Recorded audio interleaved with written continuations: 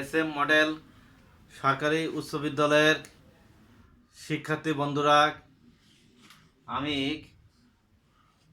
সহকারী শিক্ষক গণিত এসএম মডেল সরকারি উচ্চ বিদ্যালয়ের একজন গণিত শিক্ষক।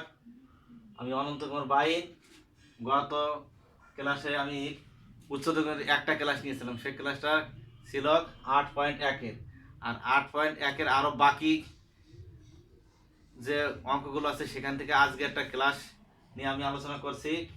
তোমরা নবম শ্রেণীতে যারা আছো এই ক্লাসটা একটু লক্ষ্য করো, একটু লক্ষ্য করে শুনলে অনেক কিছু বুঝতে পারবা এবং এই ক্লাসের দ্বারা তুমি পরবর্তী অঙ্কগুলো করতে পারবা। আমরা আগের দিনে যে আলোচনা করছি তার আলোকে আমরা আজকে 6 নম্বর অঙ্কটা করি। 6 নম্বর অঙ্কটা আছে, একটি ত্রিভুজের কোণগুলো সমান্তর শ্রেণীভুক্ত এবং এর বৃহত্তম কোণটি ক্ষুদ্রতম কোণের দ্বিগুণ। সমান্তর শ্রেণীভুক্ত অর্থাৎ কোণ তিনটে সমান্তর ধারা। সমান্তর ধারার উদাহরণ একটা দেই, মনে করি 4 প্লাস 7 প্লাস 10 প্লাস 13। তাহলে এই 7 থেকে 4 বিয়োগ করলে বিয়োগফল আসে 3, আবার 10 থেকে 7 বিয়োগ করলে বিয়োগফল আসে 3, আবার এখান থেকে 13 থেকে 10 বিয়োগ করলে বিয়োগফল 3 আসে। এইভাবে যে ধারার যে কোনো পদ থেকে পূর্ববর্তী পদ বিয়োগ করলে যে প্রতি ক্ষেত্রে বিয়োগফল সমান হয়, তাহলে সেটাকে আমরা কি বলবো? সমান্তর ধারা বলবো, অর্থাৎ এটা সমান্তর শ্রেণীভুক্ত হবে এটা। তাহলে এই ত্রিভুজের কোণ তিনটে কোণ সমান্তর শ্রেণীভুক্ত। আর একটা শর্ত দেওয়া আছে, বৃহত্তম কোণটি ক্ষুদ্রতম কোণের দ্বিগুণ। তাহলে আমরা মনে করি ক্ষুদ্রতম কোণটি x রেডিয়ান। ক্ষুদ্রতম কোণটি x রেডিয়ান। রেডিয়ান আমরা সিধা প্রকাশ করি। কেন আমরা এখানে x রেডিয়ান লিখছি? কারণ ত্রিভুজের কোণগুলোকে রেডিয়ানে প্রকাশ করতে বলছে। অতএব বৃহত্তম কোণটি হবে এর দ্বিগুণ, টয়েস x রেডিয়ান। তাহলে ক্ষুদ্রতম কোণ ধরছি, বৃহত্তম কোণ পাইছি। এই ক্ষুদ্রতম আর বৃহত্তম মাঝে আরেকটা কোণ আছে, সেটা হলো মধ্যম কোণ বা মাঝের কোণটি। ধরি মাঝের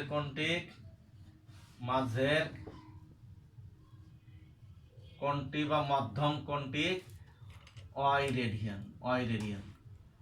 এখানে একটা সম্পর্ক কি, x y ও টয়েস x সমান্তর শ্রেণীভুক্ত। তাহলে আমরা যদি সমান্তর শ্রেণীভুক্ত হয়, এখানে আমরা দেখেছি যে কোনো পদ থেকে আগের পদ বিয়োগ করলে প্রতি ক্ষেত্রে বিয়োগফল সমান হবে। তাহলে অতএব আমরা কি লিখতে পারি? y থেকে যদি এর আগের পদ x বিয়োগ করি, যে বিয়োগফলটা পাবো, আবার টয়েস x থেকে এর পূর্ববর্তী পদ যদি y বিয়োগ করি, বিয়োগফল কি হবে? সমান হবে।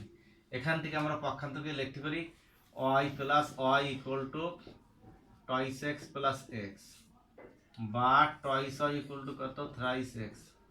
অতএব y ইকুয়াল টু কত? Thrice x by 2। তাহলে আমরা y কে x এর মাধ্যমে সম্পর্ক নির্ণয় করলাম। এখন আমরা জানি একটা ত্রিভুজের তিন কোণের সমষ্টি কত? অষ্টম শ্রেণীতে তোমরা সবাই পড়েছো, একটা ত্রিভুজের তিন কোণের সমষ্টি 180 ডিগ্রি বা 2 সমকোণ।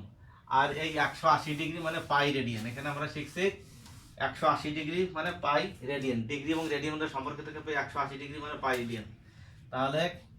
তাহলে সপ্তমত আমরা কি লিখতে পারি? সপ্তমত বা শতানুমতে কি লিখতে পারি? x plus y plus twice x equal to pi radian. এখানে একক দেওয়া হলো না, সমীকরণের মধ্যে কোনো একক দেওয়া লাগে না। ভাগ x প্লাস y এর পরিবর্তে লিখলাম thrice x by 2 plus twice x equal to pi. এখানে আমরা লসাগু করি, অর্থাৎ যোগ করলে এখানে twice x plus thrice x plus 4x equal to pi. এবার আমরা নিচের অংশটা মুছে দিই, দেখি কি এখানে আসে। বা এখানে যোগ করলে আসে 4 3 7 7 আর 2 9, 9x equal to twice pi. অতএব x equal to twice pi by 9। আমরা x এর মান পেয়ে গেছি। অতএব ক্ষুদ্রতম কোণটি আমরা কি লিখতে পারি? ক্ষুদ্রতম কোণটি 2 পাই বাই 9 রেডিয়ান। বৃহত্তম কোণটি কোণ কয়াকার মূর্ধন্য কোণটি কতক 2π/9 এর দ্বিগুণ ছিল, প্রথমের দ্বিগুণ, তাহলে গুণ 2, এর 2 দিয়ে গুণ দিলে আসে 4π/9 রেডিয়ান। এবং অপর কোণটি মানে মধ্যম কোণটি বা মাঝের কোণটি, অপর কোণটি এখানে ছিল 3/2, এর সাথে ছিল x, তাহলে x এর মান হচ্ছে 2π/9 এত রেডিয়ান। এটা সরল করলে পাওয়া যাবে π/3 রেডিয়ান। তাহলে আমরা ত্রিভুজের 3টে কোণ পেয়ে গেলাম। এইভাবে আমরা সহজে ত্রিভুজের 3টে কোণ পেয়ে গেলাম। যে শর্ত দেওয়া ছিল এখানে 2টি শর্ত দেওয়া ছিল, 2টি শর্তের উপর আমরা 3টে কোণ মান পেলাম। এখন এই প্রশ্নের আলোকে তোমাদের একটা হোমওয়ার্ক একটা এইচডব্লিউ দিলাম। একটি ত্রিভুজের কোণগুলো সমান্তর শ্রেণীভুক্ত, ওই একই কথা, সমান্তর শ্রেণীভুক্ত এবং বৃহত্তম কোণটি এই জায়গায় একটু চেঞ্জ করে দিই, ক্ষুদ্রতম কোণের 4 গুণ। ওখানে ছিল দ্বিগুণ, এখানে করলাম 4 গুণ। কোণগুলোকে রেডিয়ানে প্রকাশ করো, রেডিয়ানে প্রকাশ করো। এটা আছে আমাদের এইচডব্লিউ। আমরা পরবর্তী অঙ্কে চলে যাই। পরবর্তী অঙ্কের জন্য আমাদের কি করতে হবে? পরবর্তী অঙ্কের জন্য আমরা একটা চিত্র আঁকি, অর্থাৎ পরবর্তী অঙ্কের জন্য কি একটা সূত্র দরকার। সেই সূত্রটা আমরা এখানে প্রমাণ করে দেখাই। এই যে একটা বৃত্ত আঁকলাম, এই বৃত্তের কেন্দ্র আছে, আর এই বৃত্তের উপরে আমরা এখানে একটা বিন্দু এ মনে করি, আমি এখানে এ তে আছি। এ থেকে একটা বৃত্তাকার পথ, এ থেকে আমরা এখানে এখানে এখানে হাঁটতে হাঁটতে হাঁটতে হাঁটতে আমরা এখানে মনে করি বি তে আসলাম। তাহলে এই এ থেকে বি আমি একটা দূরত্ব অতিক্রম করলাম, এই দূরত্বকে যদি আমি এস ধরি, আর এই বৃত্তের কেন্দ্র আমি যে দূরত্ব অতিক্রম করছি, এই দূরত্ব দ্বারা এই কেন্দ্র উৎপন্ন কোণ হচ্ছে এ ও বি। এই এ ও বি কোণকে যদি আমরা থিটা ধরি, থিটা রেডিয়ান, আর বৃত্তের ব্যাসার্ধ যদি আর হয়, তাহলে এস আর এবং থিটার মধ্যে একটা সম্পর্ক আছে। এই সম্পর্ক দ্বারা আমরা সহজে এই বৃত্তাকার পথে অতিক্রম করা বা পৃথিবীর কেন্দ্রে 2টা স্থান কত ডিগ্রি কোণ উৎপন্ন করে এই কোণ দেওয়া থাকলে আমরা দূরত্ব নির্ণয় করতে পারি। অর্থাৎ এস থিটা এবং আর দেওয়া থাকলে আমরা এস নির্ণয় করতে পারি। তাহলে আমরা সূত্রটা তৈরি করে দেখি। ও এ ইকুয়াল টু হচ্ছে আর, এবার ও এর সমান করে আমি এখান থেকে যদি ওই পরিধি থেকে ও এর সমান করে যদি আমরা এখানে এসি কাটি, এসি, তাহলে এই এসি চাপ,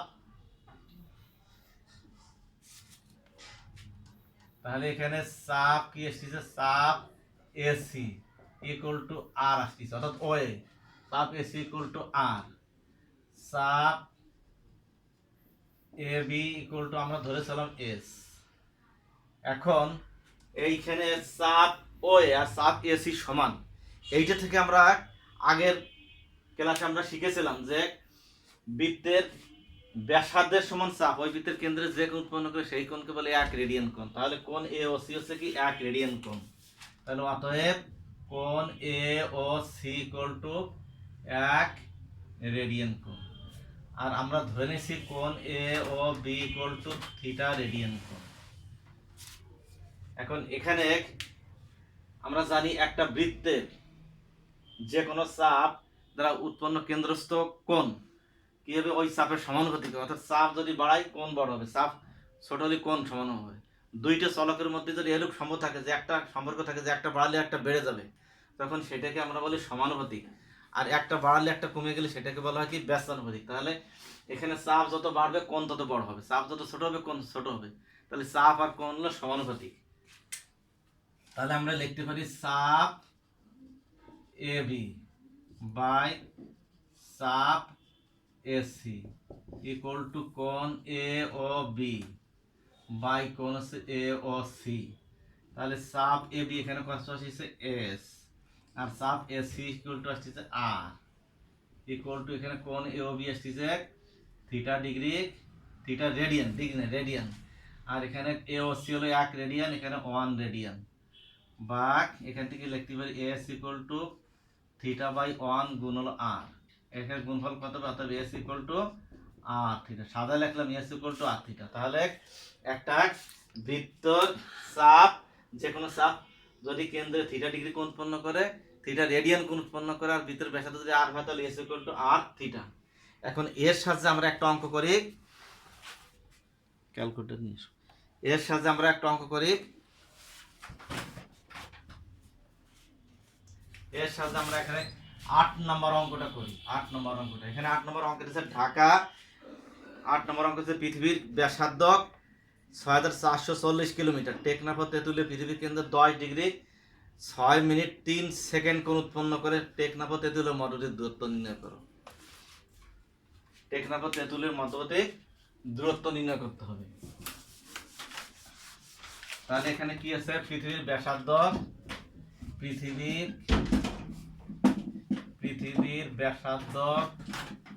ব্যাসার্ধ আর ইকুয়াল টু 6440 কিলোমিটার,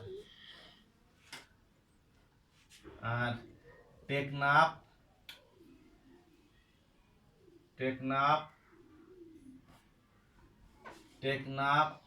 ও তেঁতুলিয়া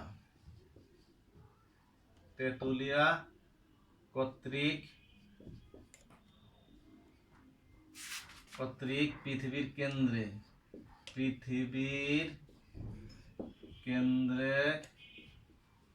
কেন্দ্রে উৎপন্ন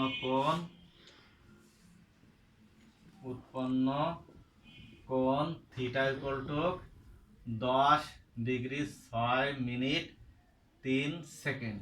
তাহলে আমরা একে কি, এই কোণকে আমাদের রেডিয়ানে করতে হবে। তাহলে এখানে আমরা রেডিয়ান করার জন্য 10 ডিগ্রি যোগ হলো 6 মিনিটের ডিগ্রি করলে 6/60, আর 3 সেকেন্ডের ডিগ্রি করলে 3/3600, আর এরে যদি আমি রেডিয়ানে করি তাহলে এখানে পাই/180, এই ফিগার চলে আসে। এখন এই ফিগার চলে এসে আমরা এটাকে ক্যালকুলেটরে একটু কাজ করি।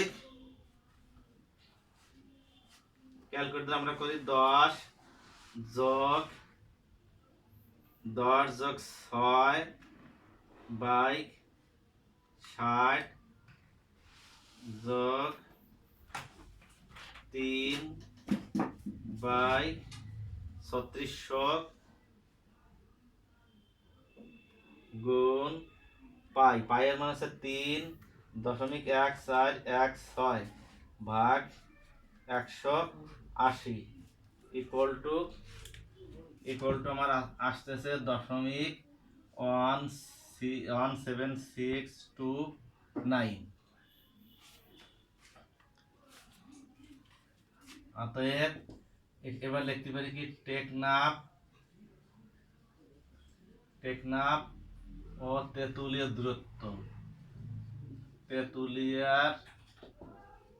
দূরত্ব, আমরা এখানে দূরত্বকে এস দ্বারা প্রকাশ করছি, এস ইকুয়াল টু কত, আর থিটা। তাহলে আর এর মান 6440 গুণ থিটার মান 0.17629। তাহলে এটাকে করলে আমাদের টেকনাফ ও তেঁতুলিয়ার দূরত্ব পাওয়া যাবে। তাহলে এখানে আগের অ্যান্সার গুণ 6440 ইকুয়াল টু আসতেছে কত, 1135.328 ইকুয়াল টু 1135 কত 328 ছিল, এখানে 28, এখানে লিখতে পারি কিলোমিটার প্রায়। তাহলে আমরা এই সূত্রের সহজে কলম টেকনাফ ও তেঁতুলিয়ার দূরত্ব কত, 1135.328 কিলোমিটার হলো। এরপর আমরা পরবর্তী অঙ্কে আসি। একই নিয়মে আমরা আর একটা অঙ্ক দেই, বইতে এই নিয়ম অনেক অঙ্ক আছে। আর একটা অঙ্ক আমরা HW দিয়ে দেই, এটা তোমরা বাসা বসে করবা। গোপালগঞ্জ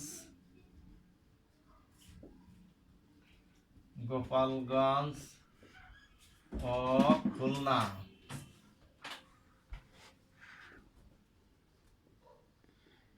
খুলনা পৃথিবীর কেন্দ্রে 29.9 মিনিট কোণ উৎপন্ন করে পৃথিবীর ব্যাসার্ধ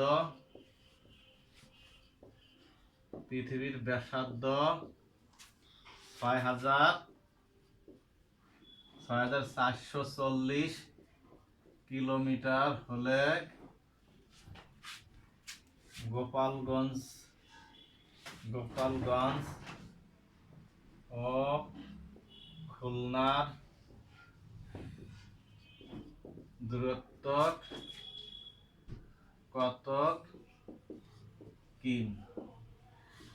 কত কিলোমিটার? এই একই নিয়মে আছে 10 নম্বর, 9 নম্বর, সব অঙ্কগুলোই একই নিয়মে এখানে আছে। এখানে আর একটা ভিন্ন অঙ্ক দেওয়া আছে, সকাল 9:30 ঘড়ি ঘন্টা কাটা মিনিটে কাটার মধ্যে অন্তত কোণকে রেডিয়ানে প্রকাশ করো। সকাল 9:30। তাহলে আমরা এই অঙ্কটা যদি করি, একটা চিত্র এঁকে করলে এই অঙ্কটা সহজে বোঝা যাবে। আমরা অঙ্কটার জন্য একটা ঘড়ি এঁকে ফেলে, আমরা এখানে একটা ঘড়ি দিলাম, ঘড়ির উপরে আছে 12টা, ঠিক অপোজিটে আছে 6টা, মাঝখানে এখানে সেন্টার আছে, ডান পাশে 3, বাম পাশে 9। তাহলে এখানে আমরা 10 ধরি, এখানে 11, এখানে 1, এখানে 2, এখানে 4, এখানে 5, এখানে 7, এখানে 8। এখন বলছে 9:30 ঘড়ি ঘন্টা কাটা মিনিটে কাটার মধ্যে উৎপন্ন কোণ। তাহলে 9:30 সময় ঘড়ির মিনিটের কাটা থাকবে ঠিক 6-এর উপর, আর ঘন্টার কাটা থাকবে 9 এবং 10-এর ঠিক মাঝ বরাবর। এখন এই যে 12 থেকে 1 থেকে 2 থেকে 3, এভাবে প্রতি যে সংখ্যার ভিতরে কয়টা ঘর আছে, এখানে ঘর আছে কয়টা? 5 বরং 7। প্রতি ঘরে আছে, এখানে আছে 5টা ঘর আছে, মানে প্রতি সংখ্যার মাঝে কয়টা ঘর আছে? 5টা ঘর আছে। তাহলে এখানে আছে 5 ঘর, এখানে আছে 5 ঘর, এখানে আছে 5 ঘর, আর এখানে আরো 2.5 ঘর অতিক্রম করছে, মানে অর্ধেক 2.5 ঘর। তাহলে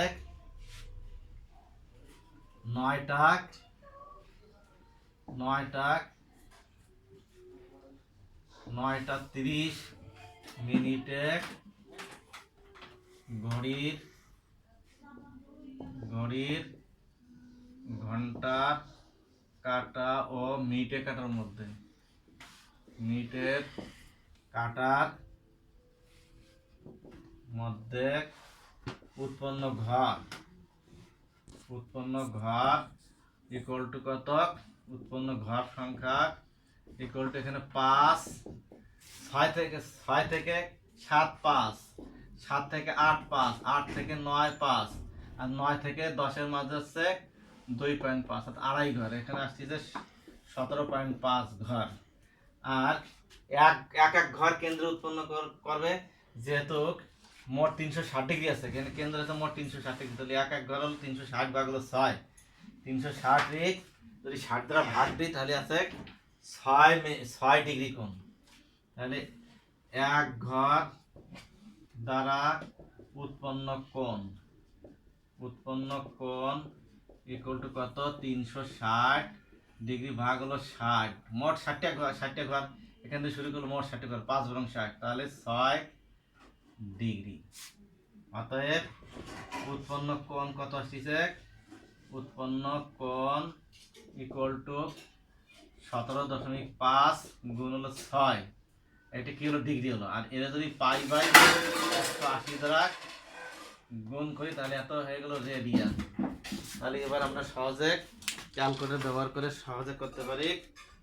17.5 গুণ 6 গুণ আমরা পায়ের মান বসাবো 3.1416, পায়ের আসন্ন মান বসাবো ভাগ 180,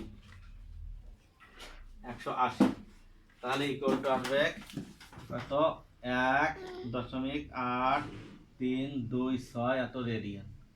উত্তর এটা হলো।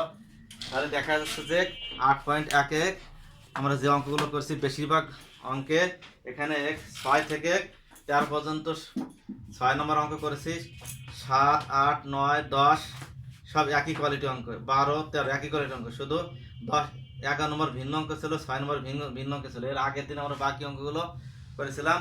তাহলে আমাদের 8.1 শেষ হলো। আমি এখানে ক্লাস শেষ করছি। সবাইকে ধন্যবাদ।